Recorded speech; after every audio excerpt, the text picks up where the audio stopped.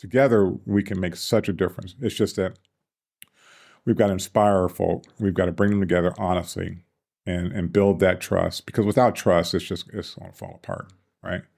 And you have to have, an understanding of expectations. Yes. Right. And so if you have they have a high, you got to say, listen, here's what we can do. Because this is what I always talk to people. I said, listen, we might want to solve crime, but let's start with this. Mm-hmm. And we start with this. Let's celebrate this. Let's celebrate those small steps that we have made. Because if you don't, then people are like, well, see, we didn't solve crime or we didn't do this. Oh my gosh, but we did X, Y, and Z. People are feeling better. Mm-hmm. People are on the roll. We're making a difference. We've got to celebrate those small successes to get to that larger success. Welcome to Be a Baller, where we're building a lifelong legacy for our families, communities, and the world. Your host, Coach Tim Brown, is excited for you to join him on this journey. On each episode, we'll be talking about how to be intentional about building a lasting legacy. We'll be exploring what it means to leave a mark that goes beyond just our lives, but has a positive impact on those around us and even generations to come. So, if you're looking for inspiration, guidance, and practical tips on how to build a lasting legacy that makes a difference, then you're in the right place. So grab your earbuds, get comfortable, and let's dive in. It's time to be a baller. Welcome to Be a Baller podcast. I'm Coach Tim Brown, and we're so excited to begin our 6th season of sharing ballers' experiences about building a lifelong legacy.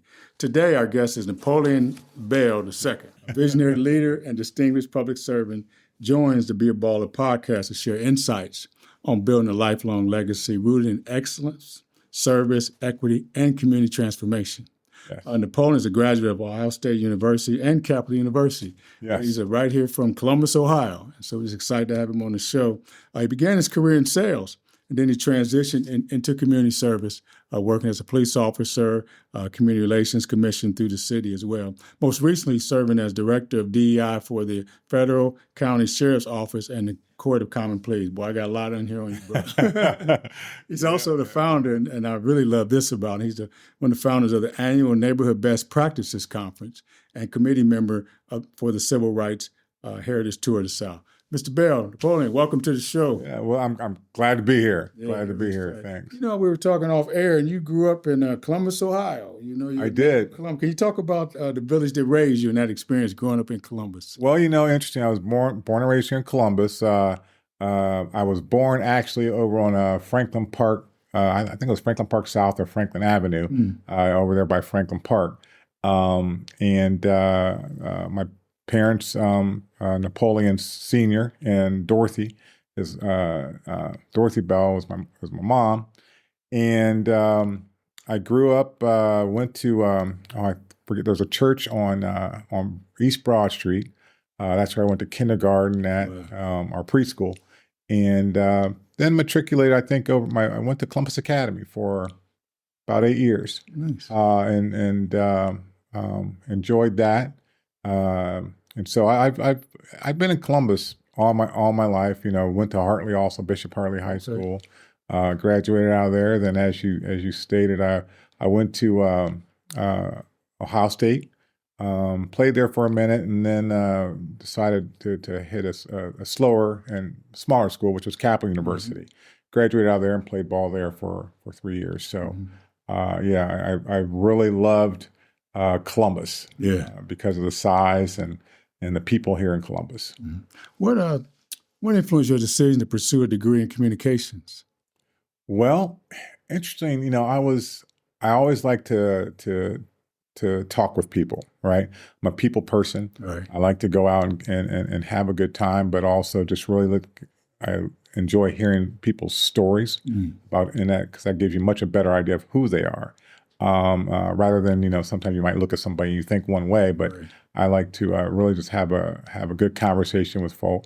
And then also I was always been interested in telling someone's story. But I was, in high school or in college, I was a DJ. Okay. So I DJ'd, I was, when I was at Ohio State and also when I was at Capital. Right. And so, yeah, it's just been in my blood. Although one of the things I always thought I was going to be when I was communications major, I wanted to be a TV anchor. Wow. So it's just, I think it's been in my blood as far as just working with people and communicating. What was your DJ name? What they call you? DJ Bell. What they call you? I really didn't have a DJ name. The name of the because I had a company. It was Quality Entertainment. All right. I always used to remember the phone number, but we had a logo and all that, and it was an LLC, and so I did it up. Had a couple of DJs there for a minute, and Okay. so it was a good time. Did all kind of events. Good for you. Good Yeah. for you. Now, this is interesting. You had this successful career in management, DJing, and then you converted to, you transitioned into being a police officer. How did that come about? Well, see, once again, working with people, right? And I was, a little bit, and going into police work prior to it, I was an advertising sales manager for GTE and AT&T. But that's also working with people. But then a friend of mine, I was always, and I took criminology in college, right? And so I always had that kind of interest because I was always I was that type of, I don't know, protector in a sense. If my friend was about to get in a fight, I was always a little bigger, so I'd want to, bulk up and, try to prevent that from happening, what have you. But then a friend of mine, Steve McElroy, got on the police department, and also the show Cops came on. It was when it started to air, and I looked at it, I was like, that's what I want to do. Wow. And so at that time, right after, and back in 1993, I remember June of 93 is when I started with the Columbus Division of Police.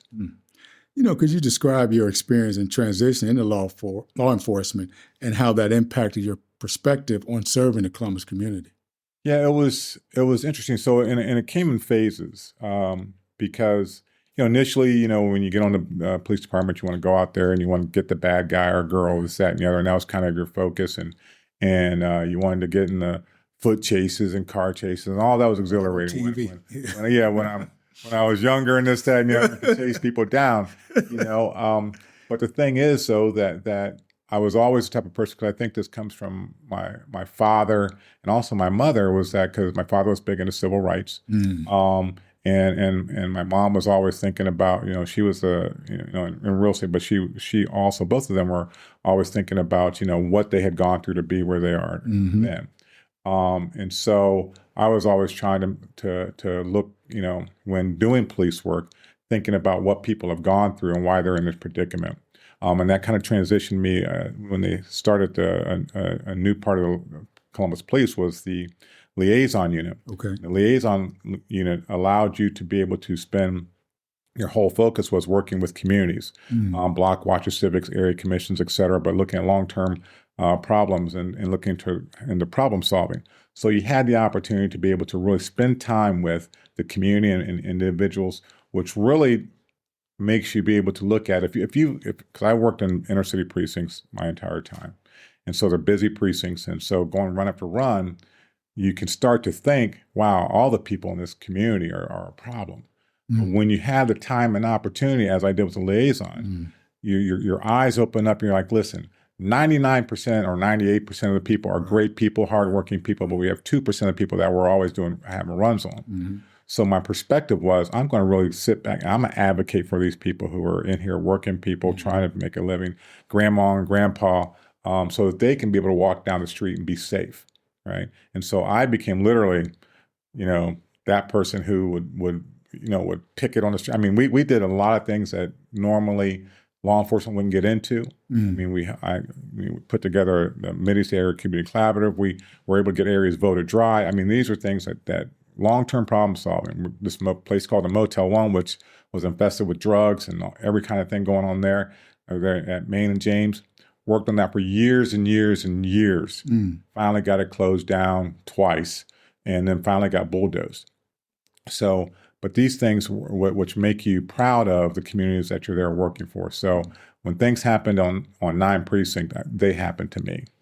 Wow, that's a great testimony for sure. Yeah, I can't say enough for the work that was done out there, and also the person who's actually followed me up out there is Officer Wendell Tolber, and so he got the bug for being a police officer from me. Also, he did a ride along, right? Wow. So he's doing an amazing job out there too. So, but that's what it takes.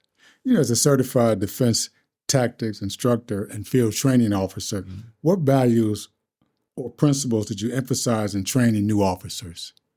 Well, you have to two ways because first of all, it's about your presence, your command presence, and being able to communicate and work with someone or talk with someone in a respectful manner, but you don't want to make things worse, right?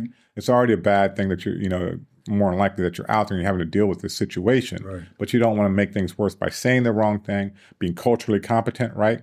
Because people speak different languages, this, that, and the other, or they have different lived experiences. So their lived experience with officers might not be very positive, right?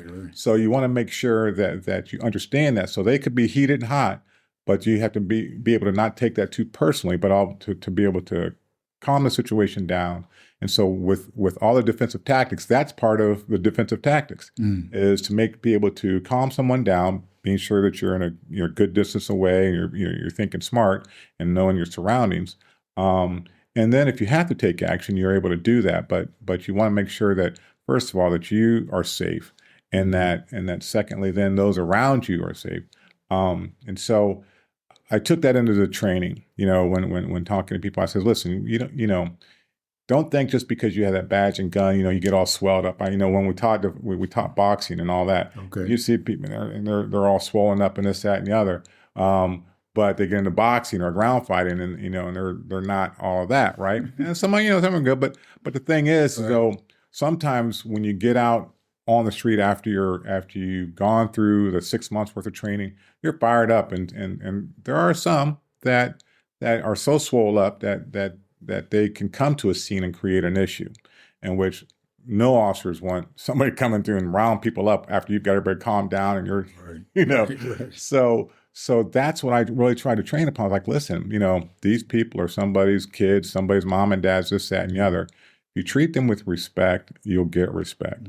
There are those times where it's going to be challenging, but that's the way you go home safe. They go home safe, or that whatever you're dealing with isn't any worse than it already is. And so all the ground fighting, all this, that, and the other, all the strikes, whatever, aren't any good if one or both of you are hurt or even worse, right, to come out of that.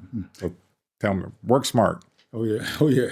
It sounds like you were well prepared for your role as Executive Director of Community Relations Commission. Can you talk about that role and your transition from being a police officer? You had a lot of transitions in life. You went DJ to police officer. Right. Now you're in this role as Community Relations Commissioner. Could you talk about that experience? Yeah. That transition happened in 2005, and it was a big decision because going from law enforcement, although I maintained my commission, and I still maintain my commission as a peace officer, but to going in as an executive director, or was actually a deputy director at that time when Jim Stowe was still there, and then he left 3 years after I got there. So then I became the executive director. But I did call upon the work that I had done as a law enforcement officer and building collaborations and this, that, and the other, and working with all different types of people, moving into that Community Relations Commission as executive director there, which actually expanded my reach, but also my knowledge about different communities throughout Central Ohio. At that time in 2005, the Somali Bantu community was coming in hard and heavy with families coming into Columbus, Ohio, right? And as they came into Columbus, Ohio, they didn't have a place to live. And so what happened is that then they were, in a sense, homeless. So there were families, it was on Broad Street, West Broad Street. They were, I forget the name of the shelter or the place, but there were families that were literally living on the street that came from Somalia and could not get housing through the shelter board, because at that time, if you didn't live in Columbus, Ohio first and become homeless, then you can't get the services as being homeless. So they just came here and were already home, didn't have a place to stay. So that was problematic. So in our commission, along with Mayor Coleman, and I owe so much to Mayor Coleman because he hired me first to come in there, but secondly, entrusted me to be the executive director. So we were able to then work out to be able to get temporary housing for these multiple families while they got connected with refugee resettlement agencies to be able to get them started on some more permanent housing and jobs, et cetera, et cetera. But it was so being a part of that just added to, I think, a piece of the puzzle to the work that I've been doing throughout my career. Because it's one steady thing through this is I've always been working with people. Yes. In community, and that's been really my push, my passion, those that I advocate for. So it's just something I just feel strongly about, to really make that impact, not for myself, but for those who are around and who need the help. Mm-hmm. You're a founding member of the annual Neighborhood Best Practice Conference. What motivated you to create this initiative, first off, and what impact have you seen on local neighborhoods? Well, so that started, God, man, I forget, I don't know whether that was back when I was a police officer or when I started that when I was at the Community Relations Commission. But it was the communities, I felt, always about collaboration, bringing people together. I always felt that was how we grow our strength and knowledge. And so I said, let's, myself and a couple of folk from the community, Sharon Ware, oh my gosh, Quay Barnes. Oh gosh, I'm forgetting people. But we came together and we thought, we said, let's do this conference, but have the conference speakers be those who are in the community doing the work, and they can come and talk about in their workshops how they've made a difference within their communities. Yes. So it was a ground up piece that people came together. We had a couple keynote speakers. We'd have lunch. We get people to sponsor it. But it was the central piece was to have the community be those who are educating other community members. And the biggest thing that we always wanted was to have the opportunity for people to network. So that networking and coming together was very important to me because, especially as a police officer, I saw how people would live on a street. They'd come home, close the doors, lock themselves in because of the fact that there's no connection with the community, and they've given up. They're fed up with everything that's going on. They got the crack house across the street or a burned out building, whatever it is, and they've called about it, and the feeling is nothing ever changes. So I felt as though we need to inspire each other and bring people together to show the positive things that are happening within these communities, and that our catchphrase was, we can do it, you can do it too, or something like that, right? Because that's and even now, that's what I feel as though is much needed, is that empower people to be able to make a change, be able to inspire, show them great things that are happening, and how we can, as we come together from all different communities, all walks of life, we can make a huge change for the better in many communities. I'm hearing a lot about collaboration, bringing people together. Can you share with the audience how to build effective relationships? How did you do that? What's the secret sauce in there? Yeah. Well, you can't do it through email, right? You can't do it through texting, right? It's not going to happen. It's not going to happen. First of all, people got to believe in you. Yes. So you have to have that honesty about you that people and that people will trust you. Yeah. If you're talking out two sides of your neck, then they're not going to trust you, and so they're not going to want to truly connect with you because the feeling is that there's an alternative agenda to this. And so you really got to show them that hey, I am here. This is all of us together working on this piece. We want to work together to make a difference. And so when you have that, and also you got to show, you have to be humble about things that you're doing, and also be put your heart out there.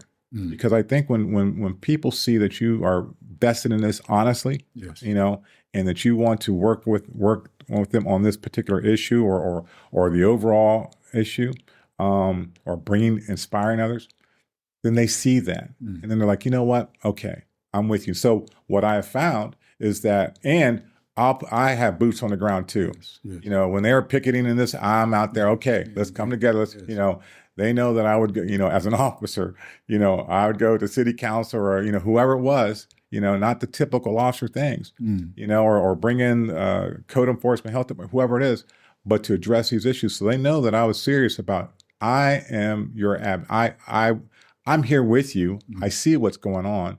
I feel it too. So when you're building collaborations, when you're building community, you've got to be in the trenches with them. Talk is talk. Right. But if you're not in the trenches, because if you've got to be able to feel it. It's almost talking about leadership. You can't lead from up in a chair somewhere, right? And saying, hey, this. You've got to have either been in it, or you need to get down in it and to break bread and really talk with folk and spend some time. And then you'll have a better understanding because you will feel what they feel, at least have that opportunity at that point in time. And when they see that, it makes a world of difference. One thing that I don't know if you can get to or not, but I ran for state rep in 2016. And when I went to over 5,000 houses and talking to all kinds of people. And they were like, this is amazing. We've never had somebody come out and this, that, and the other, blah, blah, you know. But to hear their stories makes you just want to say, oh my gosh, we have got to do something. And we have got to be able to give them a voice to be able to do something, right? To be able to make this change, or at least to be heard. Yes. What I found is 95% of the time, people just want to be heard. Just hear me out. And that goes into the law enforcement piece that I can tell stories all day long. But when we do town hall meetings, and a lot of times, you know, law enforcement administration would be, and I'm not saying this is for now, but when I was there, would be worried about doing town halls because people would be upset, and they'd be you know very loud and boisterous, right? So, but my thing was, listen, that's because I said we've got to be able to hear that. Don't take it personally. Because that's where they are. We've got to be able to peel back the layers of the onion to be able to understand what the root causes and where they are. But you've got to be able to hear them first and kind of feel what they're feeling, and then work on the root cause and the issue, because they haven't been heard. And this is my opportunity to be heard. And so that's when it's been great as far as my career path, and then when I was at the Community Relations Commission, it was a big piece was about being heard. Because also with the Community Relations Commission, we enforce the Civil Rights Code and housing, employment, and in public accommodations. So we dealt with those whose civil rights had been violated and investigating those complaints. And did a lot of different programming, et cetera, and a lot of different shows. So educational pieces. So this is where it just keeps coming back full circle, is that together we can make such a difference. It's just that we've got to inspire our folk. We've got to bring them together honestly and build that trust, because without trust, it's going to fall apart, right? And you have to have, an understanding of expectations. Yes. Right. And so if you have, they have a high, you got to say, listen, here's what we can do. Because this is what I always talk to people. I said, listen, we might want to solve crime, but let's start with this. And when we start with this, let's celebrate this. Let's celebrate those small steps that we have made. Because if you don't, then people are like, well, see, we didn't solve crime, or we didn't do this. Oh my gosh, but we did X, Y, and Z. People are feeling better. People are on the roll. We're making a difference. We've got to celebrate those small successes to get to that larger success. Well, you got me ready to vote for you. You mentioned earlier about your mom and dad and civil rights. And you and I are that age. We're civil rights kids, so we're understand that. But you're also part of a committee of civil rights heritage tour of the South. Yeah. What do you hope participants take away from visiting those historical sites? Well, the heritage tours is an amazing tour, and it actually started when I was at the as executive director of community, well, as I was a deputy director of the Community Relations Commission, myself, Jim Stowe has started, and I think I came in on the second year, but it was right around 2005. But continued doing it. It was and then in 2016, when I left, the city stopped doing it, and we started an LLC, a nonprofit, and continued doing it. But what it is, it's a tour down. We do it every year. We take 50 people, young people, older people, cross generations, down south through to Atlanta to the King Center, from the King Center to Tuskegee, where Tuskegee Airmen flew out of at Moton Field, from Tuskegee to Selma to Birmingham to Montgomery over to Memphis, Tennessee, to Marine Motel, up to Louisville, Kentucky, to the Muhammad Ali Museum, and then back home. So it's 6 days. We leave on a Monday, we come back on a Saturday night. And throughout that tour, we have some amazing conversations between younger folk, older folk, at the locations that we go to. It's just amazing. We have a round table, I think, on like the third day, because some of the stuff is some heavyweight information and what they might see. And so it's amazing conversations that happen. So I think what we get out of it is, first of all, knowing your history. But secondly, when you're there in the locations that things happen, it makes the world a difference. People get it. You have this feeling in Selma. It literally hasn't changed. You can see the pictures back then. You see them now. They're just about the same. Bridge. Right? And so when you're in the places where history happened, and you're watching the videos that we play on the bus, and you're going to talk to people about it, and you're going to these different museums, it's a life changer. And many of the young people that we have talked to, and we've got so much video on this, but are just it really touched their lives, and you can see how, and when they went back to school and they talked about the tour and did presentations on it, that's one thing that it's a lot of work to get it done. Myself and my wife Tony get it done. And now we have a committee and so forth, but the impact, I think, is realizing history. Mm-hmm. And I don't say just, Black American or African American history, but it is history of the United States that we need to know the actual history. Sounds like you've been living a faith journey. Like a lot of these things that you've done have truly been walking by faith. Can you talk about your faith experience and how faith has helped you in all these transitions and just life? Yeah, I would like to say, that I go to church every day and this, that, or every week, and I can't say that, but I can say that I'm very spiritual. My father was kind of the same way, and I didn't even realize it until I read some of the things that he had written early on that I still have, and that he was really into faith and into the church. But I think that I know there is that God up there that's leading me. And I know my father and mother up there right beside him, leading me also. But that, it's always, I always have that thought in my head, and that saying, what would Jesus do? About we've got to be kind to each other. Yes. We're here for a short period of time. And when you think about whether it's legacy or what you're leaving behind, is that what's the saying of they always remember how people how you treated them, and so that's what I try to do. I have faith though that I'll continue to be led. Mm-hmm. Sometimes things are tough, this, that, and the other, but I always feel that push is that this is the things to do, especially when working with young people and you just see how their eyes light up. Yes. Or that gotcha, or what's even more amazing, this as a coach, it's like they'll come back 10, 15 years later and they'll go like, Coach such and such. Yeah. I used to coach Ronesburg youth football too. Okay. Right. No. So that was another little thing. But it's that amazing where I had a young person just come up and I couldn't remember his name, but he's like, right. Hey, I'm at, in college and I'm doing this. And I'm like, oh my gosh, that's amazing. That's great stuff. Yeah. So that's where, my passion has been, and just, trying to make a difference. Right. You know.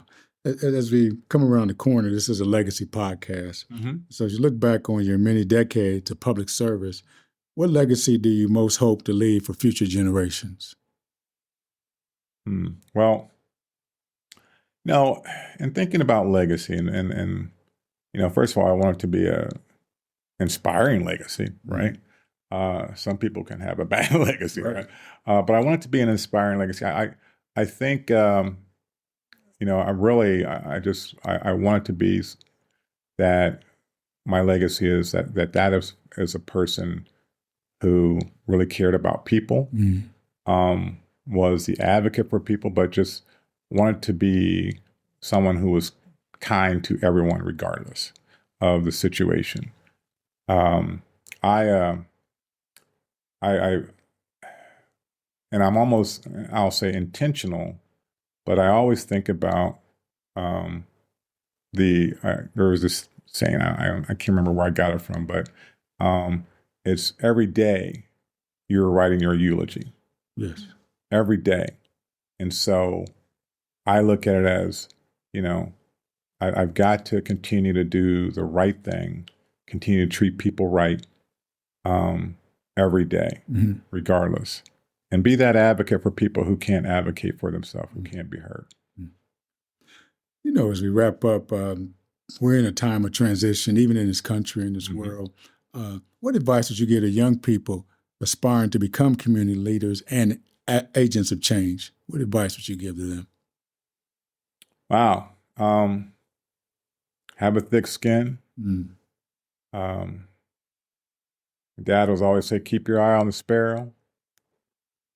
I'd say that things, especially when you're trying to make change, things are not going to be easy. Change is always hard, regardless of what you're trying to change, whether it's in government, whether it's in some agency. Many times people push back against change, but know that it can be done, right? As leaders, you can lead, but you can lead collaboratively. Bring people along with you, because there's always people out there that are looking for someone to tell them, have that vision, and then move them in that vision. So that's where I think that to those future leaders, and I tell you what, young people, often we say, as a future leader, right. I'm like, ain't no future leader. You're a leader now. Listen, we look back in the civil rights movement, when those children were marching, right? Sure. Every day, going to jail. Yeah. Listen, they were leading. Yeah. There was no doubts about it. They were leading, and they could do that now. And even some of the marches that's been around recently, throughout the last 8 years or so, right? There's been young people out there. They have no idea. Well, I'm sure some, but there's no idea of how much power that you have and how much that you can influence by young people by coming together and making a statement. They just did that on Columbus City Schools, I think, in regards to an issue there that I happened to be at a board meeting, and young people were talking about. I think it was around regards to the bathrooms or what have you. But in the event, their voice is heard. Yes. So when you show the interest and they stand up, I can tell you it makes a huge difference. So I say to any young person who says, I want to do this or I want to make this change, do it. Start now. Yeah. Don't wait till, I'm going to do it when I'm 15 or 20.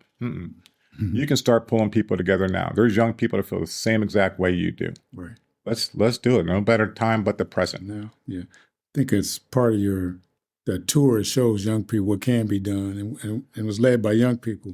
We have this saying that we say all the time: real change happens when the people who need it lead it. And young people need to change, and they led the change. When you think about the whole 60s or whatever, the civil rights movement, young people led that change. John Lewis was talking about that bridge. He was 18, 19 years old going across that bridge, Right.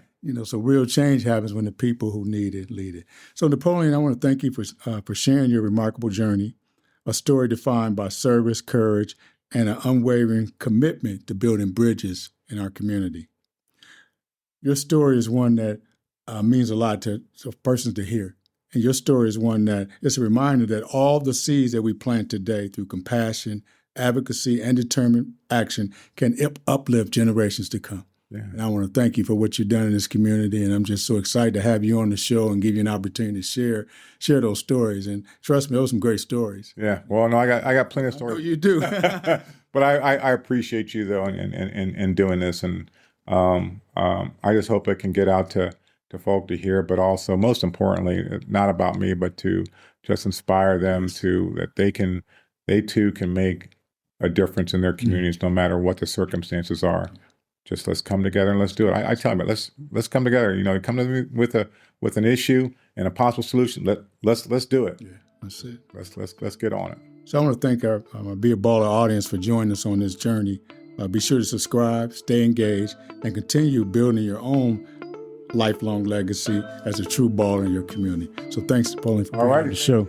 If you've enjoyed this episode, please share it with family and friends. The Be a Baller podcast is available on all major podcast platforms. This podcast was created by Coach Tim Brown and recorded and edited by the video production class of Worthington Christian High School. Be sure to come back next week as we continue to discuss on how to build a lifelong legacy. Until then, don't forget to be a baller.